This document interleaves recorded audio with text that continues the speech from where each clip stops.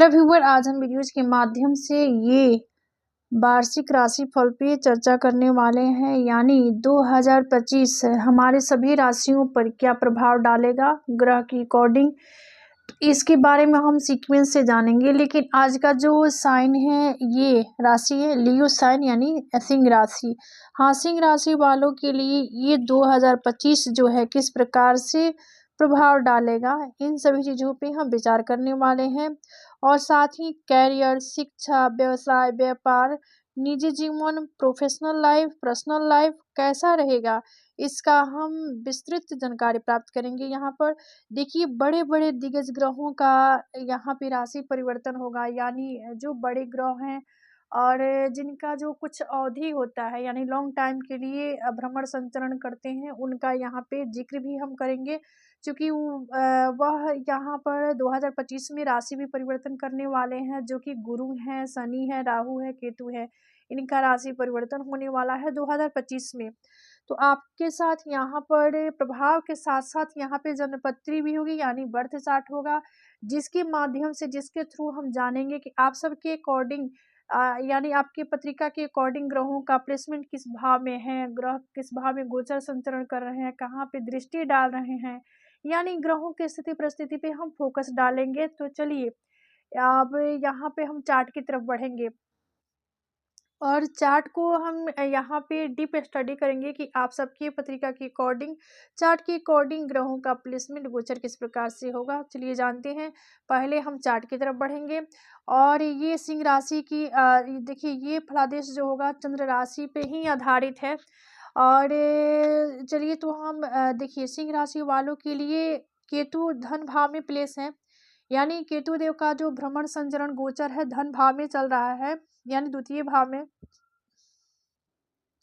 साथ ही बुध देव जो है चतुर्थ भाव यानी सुख भाव में भ्रमण कर रहे हैं। सूर्य जो है आपके नौम भाव में, यानी देखिए नौवीं राशि जो है, सॉरी, ये पंचम भाव में भ्रमण कर रहे हैं। शनि आपके सप्तम भाव में प्लेस है, यहाँ पे गोचर इनकी चल रहा है और ये संचरण कर रहे हैं सप्तम भाव में शनि। वही राहु जो है, राहु अष्टम भाव में भ्रमण कर रहे हैं।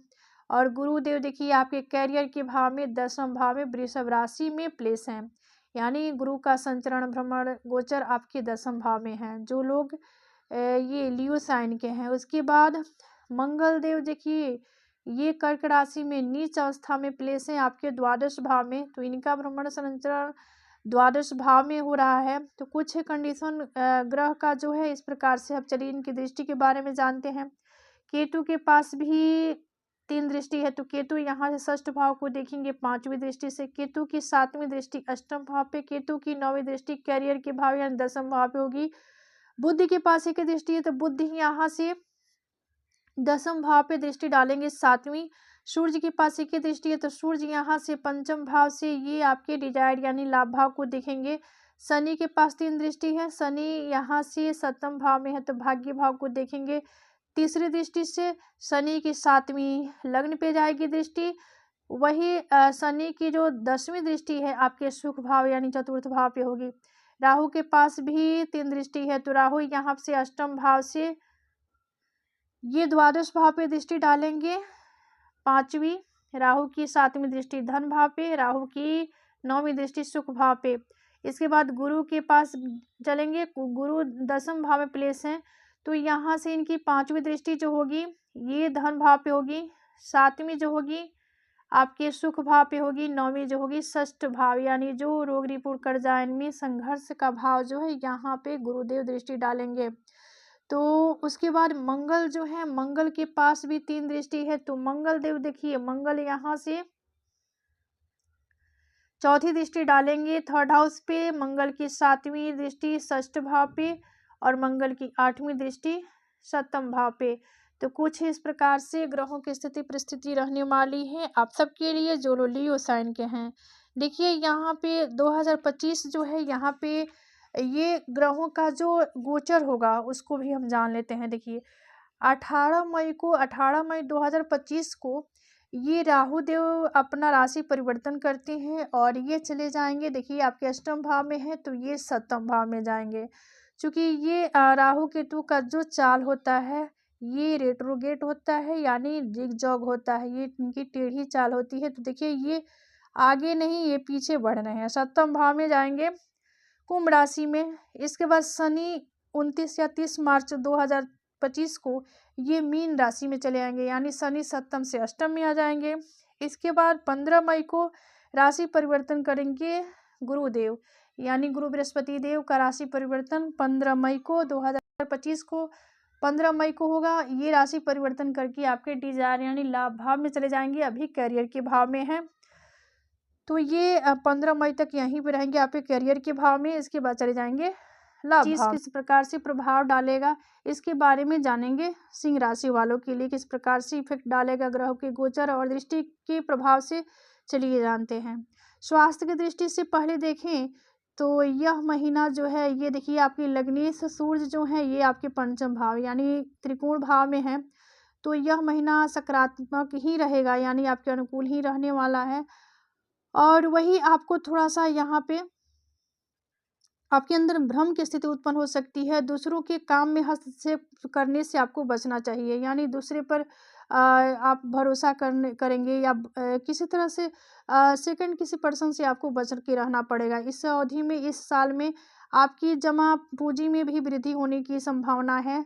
चूँकि देखिए ये धन भाव के जो स्वामी हैं बुध है, आपके अभी तो सुख भाव में हैं कि इनकम आय में वृद्धि होने वाली है। घर में भौतिक सुख संसाधनों की वृद्धि होगी। वाणी में मधुरता बनाए रखें।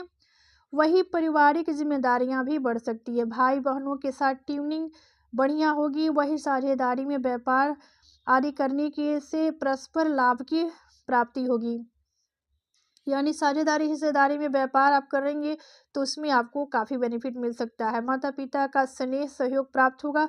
समाज में नेम फेम स्टेटस प्रतिष्ठा की प्राप्ति होगी। वही विद्यार्थी वर्ग को अध्ययन में यथासंभव मन लगाने की आवश्यकता होगी और ज़रूरत होगी। देखिए तकनीकी शिक्षा के प्रति आपका रुझान भी बढ़ेगा। छात्रों के लिए ये समय बहुत ही लाभदायक रहने वाला है। इस दौरान दी गई परीक्षाओं में आपको सफलता अवश्य ही मिलेगी।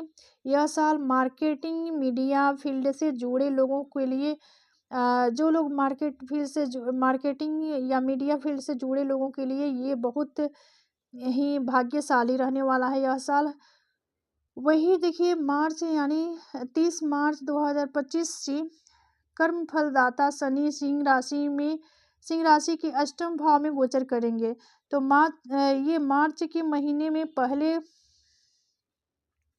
मार्च के पहले का समय आपके लिए काफ़ी शुभ रहने वाला है, क्योंकि ये जो है कर्म शनि जो है आपकी पत्रिका में देखिए ये 7वें भाव में चले आएंगे 8वें भाव में।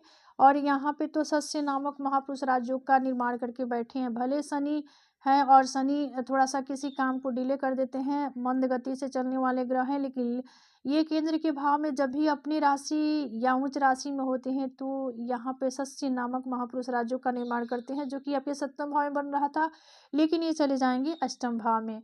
तो ये था वार्षिक राशि फल पे चर्चा।